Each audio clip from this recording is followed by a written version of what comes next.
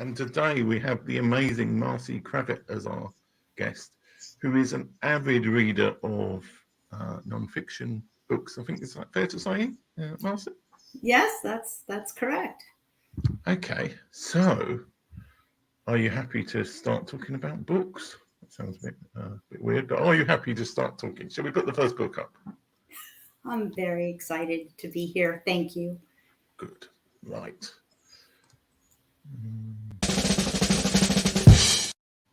And the first book is Good to Great by Jim Collins. So why did you put this book then, Marcy? Well, what I liked about this book is that it talks about disciplined people, disciplined thought, and disciplined action. And I'm Yeah. very much about structure, and I'm very much about getting people, teams to understand what the expectations are and how to get them from good to great. The title says it all. Yeah. And in this book, Jim Collins talks about the flywheel, and he talks about how you figure out what needs to be done and how you can get those results. And he talks about these steps one by one and how you push this flywheel to be consistent in giving direction to your people and achieving your goals within your team. So that's just one aspect of it. And when it comes to finding out, like, first who, then the what, and building up your people, it's really important to understand how to achieve success within your team. And I really like the book because it just is very easy reading, and it gives you reasons to understand how your people can become from good to great. Yeah. So how did you find out about that book? Was it recommended to you, or was it just a book you heard about, or were you wandering a bookstore and you happened to pick it out? I was a long time ago, I was in a Barnes and Noble, and I was looking at all these leadership books, and I was trying to figure out, I was having some struggles in my own role as, in my own job, and building teams and getting people to come to work and not think of it as just a job, and it's more of a career. So I was flipping through the actual book, and that's when I looked at it and I said, this is an amazing book. There's so much information in here, and it's very well written in giving the steps that can help you be successful as a leader. Okay, so it's what you would call an essential book for somebody who's looking to learn how to do leadership, really. Is that the case? Absolutely, especially if you're deeply passionate about your people and you're results driven. It's going to drive you to success. He talks about this bus and how everybody on the bus has to be in the right seats. And I love that concept, because if you're driving this bus, you're the leader. You could either crash or take a detour. Yeah. Or if those people are in the right seats, you have to tell them, hey, it's time to get off, because I need to drive this bus and we all need to get to our destination. Okay, right. Let's go on to the next book. Okay. This one's been on the show before, not entirely surprisingly. How to Win Friends and Influence People by Dale Carnegie. Well, I am a big advocate of Dale Carnegie. In fact, when I was 18 years old, my father said to me, I don't care how many college courses you take, you must take the Dale Carnegie course. And back then, it was in the 80s. And it was like $800 to take this course. So I've had the book. I don't know if you can see it. I have the 80s version, but I think I've read this book at least a dozen times, or I refer to it and I give it out to my staff members, because again, it talks about the techniques in handling people. And Dale Carnegie says, don't criticize, condemn, or complain, and give honest, sincere appreciation. I mean, he has this little golden book that to this day, when I took the class back in the 80s, I carry it with me in my briefcase. Look how tattered it is. And it outlines these concepts. And when he says, ask questions instead of giving direct orders, I find that's extremely helpful. And he talks about let the other person save face. Yeah. And he says, praise the slightest improvement and praise every improvement. And I find that the old saying of, the golden rule and giving, you get what you get back, and you get more with honey, all of that is in this book, because you're really giving people the feeling that you're investing in them and you're making them feel happy about doing the thing that you suggest. And rather than finding fault, you use encouragement rather than finding fault with them. And it's also good to make people feel important. Yeah. And when you're dealing with customers, you want them to be your friend. It's not just, it's all about the relationship. So being a leader involves so many of these aspects. And the book is really good about explaining that and talking about how you are influencing others and how you get people to talk about themselves. Yeah. Okay. Well, that's as I say, I think this book's been on twice before, so there's going to be a lot of people on this product page talking about this one. Okay. Atomic Habits by James Clear, which I don't actually think has been on this show before. It's been mentioned in passing, but not actually been picked. So, why this book then? Well, everybody has bad habits, right? Yeah. And I like Atomic Habits. I mean, the title was just powerful to me. And basically, we have to practice breaking our old habits and creating new good habits. So in this book, he talks about the 4 laws of atomic habits, and there's 4 stages of forming those habits. And he talks about the stages, the cue, the craving, the response, and the reward. And every habit you have is linked to those 4 stages.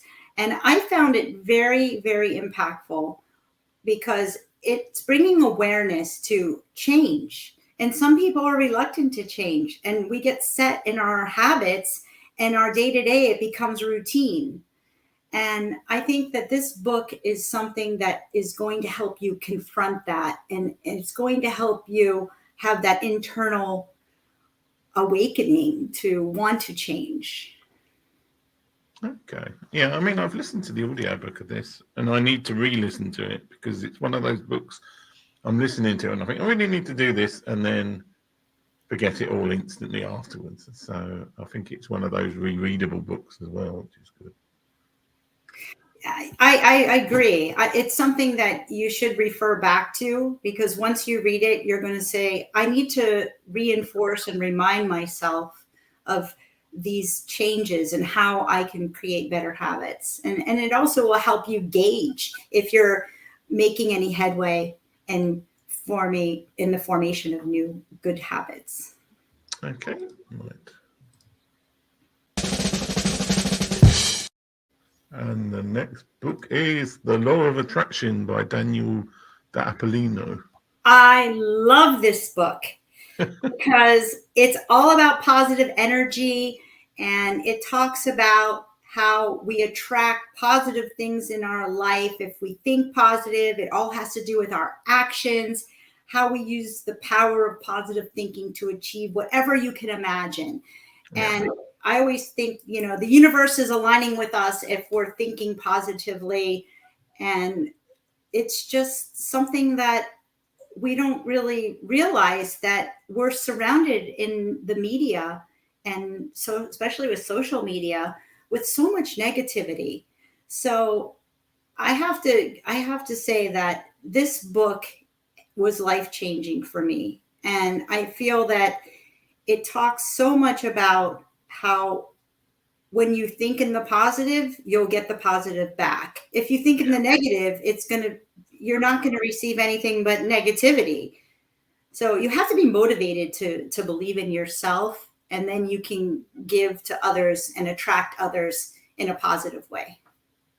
Yeah, I mean, this is a book I keep hearing quoted by people as in the law of attraction and the whole thing. But as I say, it's interesting to see somebody actually recommending and go back to the original book, if that makes sense.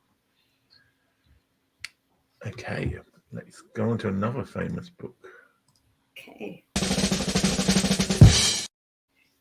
And that is The 7 Habits of Highly Effective People by Sean Covey. And for years, I thought he was Covey or something, but it's Covey. So, yeah, Sean Covey. I think it's, Tim, I think it's Stephen Covey. Well, not according to the Is it internet. John or Stephen? Yeah. Well, this is what, well, it doesn't matter. It's It like, doesn't. I missed the Covey. I think it is. I think I was surprised it was Sean or something, but I don't know.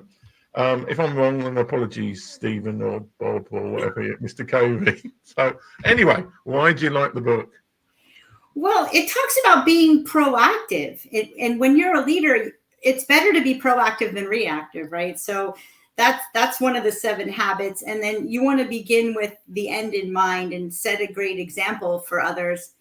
And you have to be able to prioritize. And by putting things first, that's also another habit. So again, these are all about habits, just like atomic habits.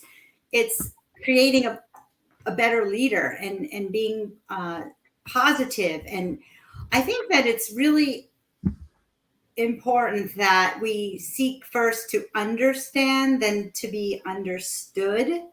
And in order to understand people, one of the habits is we have to listen better, and we have to synergize with people, and we have to celebrate our differences rather than be argumentative, be opinionated. I feel it's better to agree to disagree. Yeah. And the other habit he talks about is sharpening the saw, renewing yourself regularly. And that's something that we do by reading. I find that a lot of times we get into a rut, or maybe we're just coasting. And once we pick up a book like this, we're able to renew ourselves and bring awareness to new things and create wisdom, which gives us opportunity to change, again, with the habits. Yeah. And I've changed. I think I worked out why I put Sean Covey down. Is that there's a new version of this book, which is, I think Sean might be his son. That's interesting. Well, I haven't read Sean's. Maybe I need to go back and read his version. Well, I think he's just updated it. So I think it is actually Stephen. Because when I wrote it down, I was like, I'm sure it wasn't sure. And yeah, it is Stephen Covey, but there's a 30-year edition, and it's got Sean as a contributor. So I miswrote the wrong person down. So yes, but it's a long time since I've read this book. I mean, he talks about paradigms and how being is seeing in the human dimension. Yeah. And what we see is highly interrelated to what we are. And that's pretty deep. Yeah. It's very powerful that we're able to see the world in a different way, and being able to understand and accept change. And that shift is something that is a process.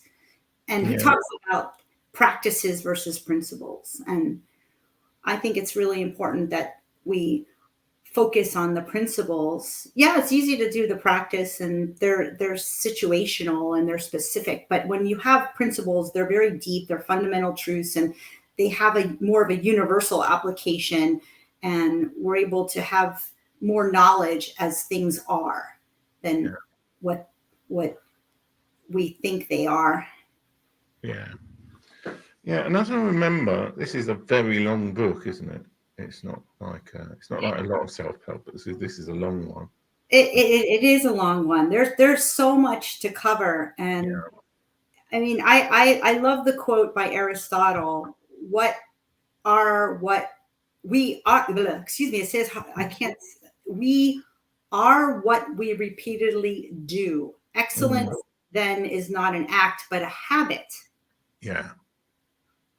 That's super powerful. And I think Stephen defines the habit as an intersection of that, like your knowledge, your skills, your desires, all of that ties together in the seven habits in the book. Yeah. Okay. Well, hopefully we'll go to the next book, which I think I've got the author right because it was on last week. So hang on. The Four Agreements by Don Miguel Ruiz. Well, I have to say that I don't know why it's taken me this many years to discover this book. Yeah. And like your last show talking about this book, I found it very impactful and also something that you want to give as a gift. Yeah. I took it to the next level. Not only did I give it as a gift during the holidays, I found these bookmarks online. And I also provided the bookmark because it breaks down the four agreements on the bookmark too. Yeah. So, what are the four agreements and why did any of them particularly impact you when you read the book? So, number one is be impeccable with your word. Yeah. Number two is don't take anything personally. And that is something that has really, really been difficult for me in my work life because I am known to be a people pleaser. Yeah. And so don't take anything personally was so impactful. You never know. Somebody could be just having a bad day and they could be using you as their punching bag. So it's very important to take that one, that number two agreement. And then number three, don't make assumptions. Yeah. Well, you know what they say when you assume? Makes yes. Makes a you know what out of you and me. Yeah.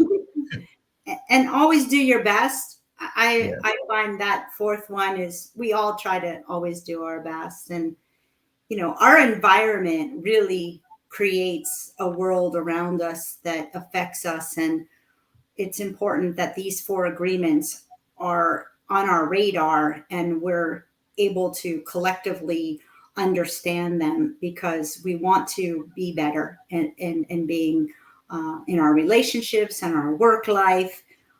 And we want to make sure that we're happy and we're also making everyone else happy. So I remember every day these things because when I get downstairs in my living room, the book is right there on the coffee table. And it's a reminder for me to repeat this practice and how I can make them work for me. Yeah. Well, it's definitely come up on the high list of books I've got to read or listen to in the near future. Right. Who Moved My Cheese by Spencer Johnson. I've heard of this book as well, but I haven't read it. So why this particular book and what is it about? It's such a strange title. Well, I used this book in my work life when I was managing teams, and there's always going to be change. And this book is a story about little mice. And they're so used to having their cheese in the same place. And then all of a sudden, the cheese is moved. And how do they go about finding the cheese?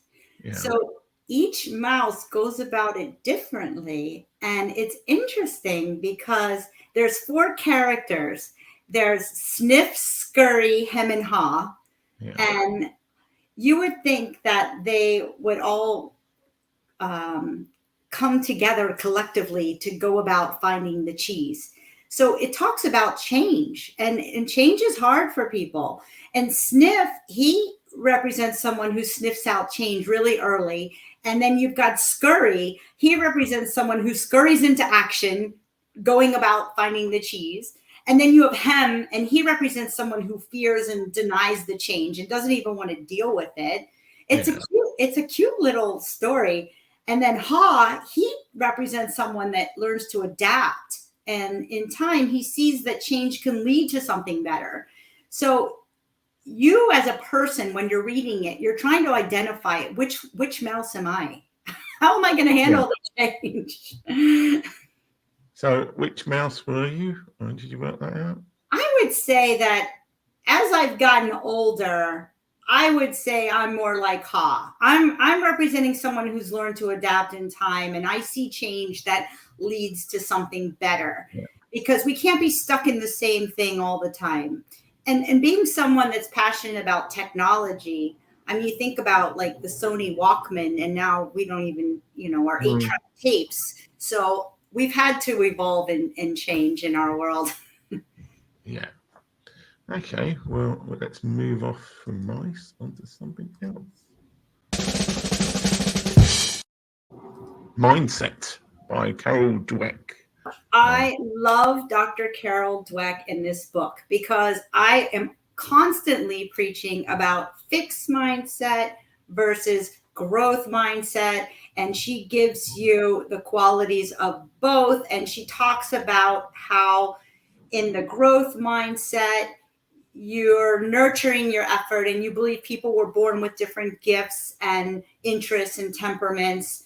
And then it talks about focusing on validation, and it talks about creativity and prejudging someone's potential.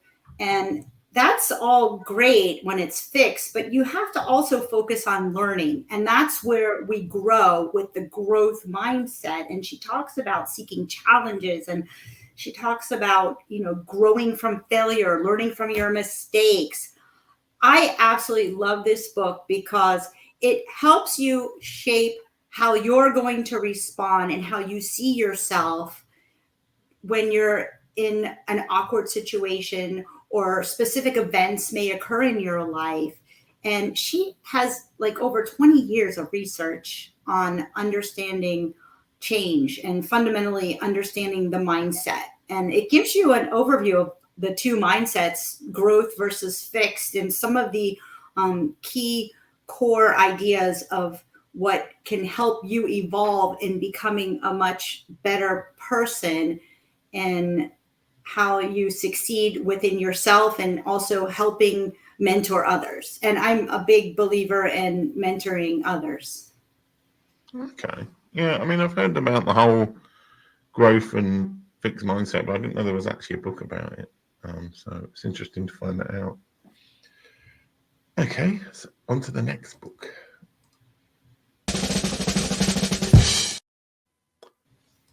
Cleaning Up Your Mental Mess by Caroline Leaf. So sounds like a similar book to the previous one. It is. And I'm fascinated by understanding the brain and understanding how brains are wired and what provides the synapses for our brains to think clearly. And Dr. Leaf, basically, she helped people with traumatic brain injuries. And it's very powerful how she talks about in this book on how to deal with growing new brain cells. And we never thought that we could grow new brain cells. And I didn't buy this book to deal with any type of like anxiety or stress or anything like that. I just wanted to have a better understanding of how you can grow new brain cells. And there's some insight in the relationship between the mind and the brain.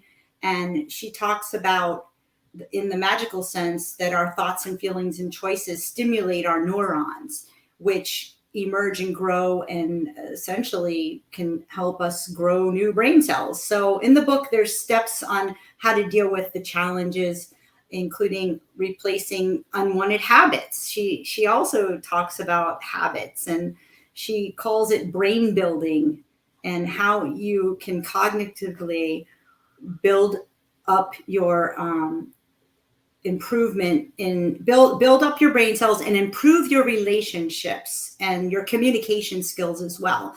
I mean, she really encourages you to be able to be more focused on your thinking patterns. And I absolutely love this book. And she also has a podcast that I follow.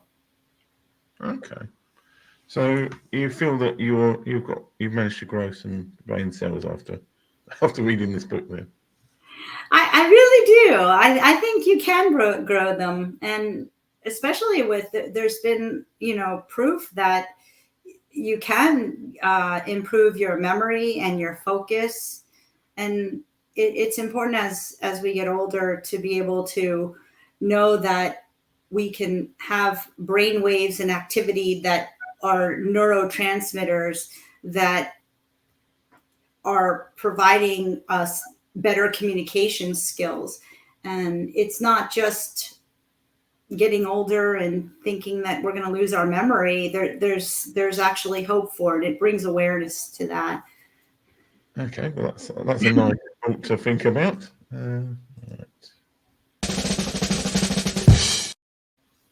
Another book that I'm surprised has never been on the show before, but Emotional Intelligence by Daniel Goleman.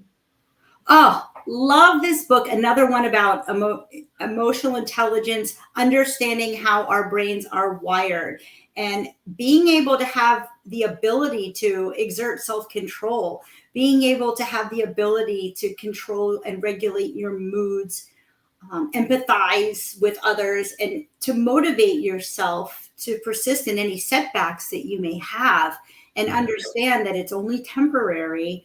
And Goleman, he does a really great comprehensive review, and he has this 5 components of emotional intelligence, and he has this circle broken down into all these different facets of emotional intelligence. And 1 is self-awareness, 2 is self-regulation, and 3 is self-motivation, 4 is empathy, and 5 is relationship management. And he talks about how they're all interrelated and how they work together in synchronizing those components.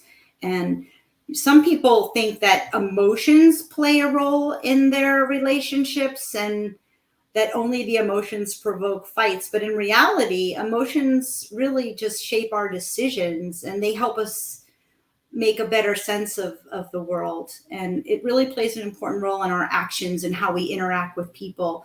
And I find that having empathy really helps. Rather than react, just take a pause and don't let your emotions take over your words. And this book gives you a whole detail of how to deal with that in your day-to-day life. It's extremely helpful in understanding others and how to avoid adverse situations and conflict. Yeah. I mean, I read this book a long time ago. And I remember it was very good. My only slight objection to the title of the book is that since this book came out, there's been a lot of people who say, well, you might be intelligent, but you're not as emotionally intelligent. And I'm like, that's misreading the concept of the book. But I think there is a concept of emotional intelligence, but I think there are some people who use it as a substitute for genuine intelligence. I think it helps us, especially nowadays where everything is so critical and everyone is so quick to criticize. And that gets back to the Dale Carnegie, don't criticize, condemn, and complain. Yeah. And rather than be reactive, be more cognizant of and empathetic of someone before you react to them, and managing your feelings before you criticize them. Yeah. Okay. So that's what I learned from that book. There's so much in there that you could benefit from. I think that, it talks about the feeling brain and the thinking brain, which goes back to the cleaning up the mental mess. Yeah, they're all linked together, which you often find with people's books. Well, it makes sense, actually. People read some people have come on with totally unrelated books, but most people have got related books. Yes. Which, let's go to the next book then, which is Good Leaders Ask Great Questions by John C. Maxwell. This book helped me tremendously in being a motivational leader and understanding that when you have people that you're in charge of and you're supervising, it's rather than dictate, that leadership style doesn't work. It's better for you to ask the questions rather than just assume what the answers are. Yeah. So I find that this book will add value to your team. because you'll be able to give 100% to getting a pulse on your teammates and being a better listener, because we're servant leaders. When I'm reading this book, that I keep thinking about, what do I need to do to communicate? The questions in the book ask you that, and the ask, and then you're asking questions to your staff, and you're saying, how can I serve you? What are the expectations? What do you need to learn? What are the tools that you need so I can help you? As a coach, if you're not surrounding yourself by good people, you're only as good as the people that you have around you. And as a leader, you need to know how they're doing, and they need to be able to give you the feedback. And if you don't have the answers and they're not giving you that feedback, then they're not going to be successful. And he talks a lot about how you can connect with people by asking those questions, and you can also get better ideas out of them so they can do their job better. So you want to be able to ask questions also to yourself as a leader, like, what am I doing to invest in myself? Am I really interested in others? Am I grounded as a leader? And what are my goals to help lift those people up? Yeah. So, it kind of sounds like another great book that I haven't read. I have heard of it. I heard the title before, though. It's one of those ones. So, should we go on to the most important book then? Well, before we do that, there is one thing I want to say before we move on. And in this book, John Maxwell talks about growth by age. And like in your 20s, you build your foundation and you prepare for your future success. And then in your 30s, where you're trying different things, you're finding out what does work, what doesn't work. And then in your 40s, you're focusing on your strengths and you're making the most of what works. And then in your 50s, you're reevaluating your priorities, and hopefully you're shifting from success to significance. And I found that to be extremely impactful. Yeah. And that is what led to the next part. Now we can move on. Thank you. Oh, yeah. So you nicely segued on, as they would say. Yes. Common Sense Community Management by this Marcy Kravit person. Like, who's she? Well, yeah. I decided to write a book. I've been writing a column educating community association managers, and I write for an industry publication based here in Florida. And the column I write is called CAM to CAM, Community Association Manager to Community Association Manager.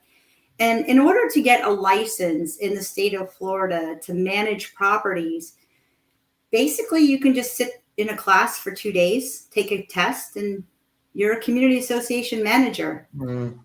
And I felt that along the way, after over 20 years of managing properties, I started journaling in the early days, all of the operational policies and procedures and checklists.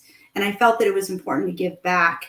So over the course of 20 years, I've written articles and I compiled them in this book.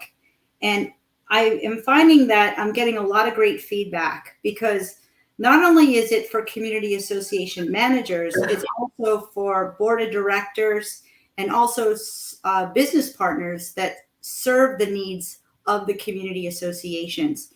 And here in Florida, we have probably the largest number of community associations as far as condominiums and homeowners associations.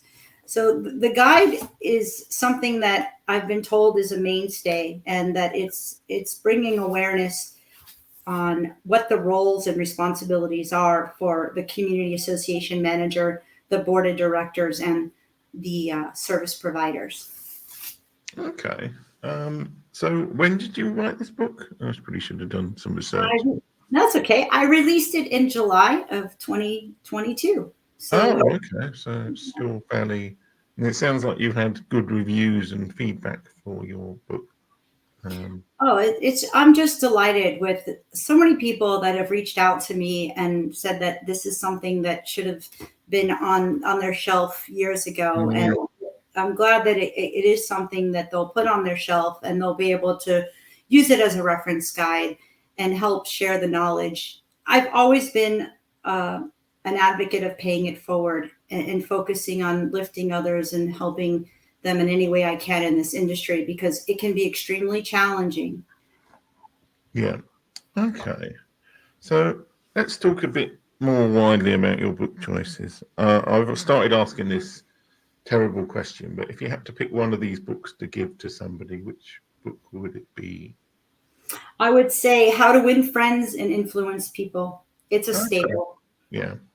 Yeah. I mean, I think the funny, I re-listened to it on audiobook recently, and the funny thing is a lot of it seems obvious, but as I've got older, I've realised that there's a lot of people who don't get the obvious stuff. You just think, oh yeah, well, that's what people would do, and then you realise, no, it's like that's why it would be a good book to gift people. So I promised you to talk to you a bit more about what you do in your current thing, which is it's community management, but it's not property, is it? You work for a different company now, a different sector. Yes, I work for a telecommunications company based in Fort Lauderdale. Can I say the name? Yes, you can. Oh, okay, great. It's Hotwire Communications, and we provide fiber optic solutions for community associations. And we own and operate and install our fiber optic infrastructure. And we've been around for 20 years, same ownership, same leadership, same mission, same brand. Yeah. And we focus on providing internet and television for bulk community associations, homeowner associations, condominium associations, and we are the only fiber to the home company operating in markets all across the country right now. So I'm really, really excited to be their director of community association relations. And it's been 2 years since I joined them, and I was a customer. I had such a great experience as a customer, and I was probably one of their biggest cheerleaders. So when you talk about the need for speed, Hotwire is it, because Hotwire was rated the number one provider and fastest provider by internet service provider by PC Magazine and Netflix. Yeah. So you've actually got a very niche market then, haven't you? You've got community associations you're selling to. So I'm not sure how many of them will be watching at the end of this, but you never know. You never know. It might be some person who runs a community association in the US who wants a new internet provider. So all things are good. And can you talk a little bit about your reading experience? Like, I know obviously we've got the books here, mostly non-fiction, but have you read anything? Have you got anything that you're looking forward to reading in the future? I am a big Tony Robbins fan, and I have one of his books that's been sitting right next to my bedside, and it's about this thick. So I would love to be able to sit down and read it. I'm a big fan of Tony Robbins. I think that he has a lot to contribute to anyone that's in a leadership role, and then the power of positive thinking.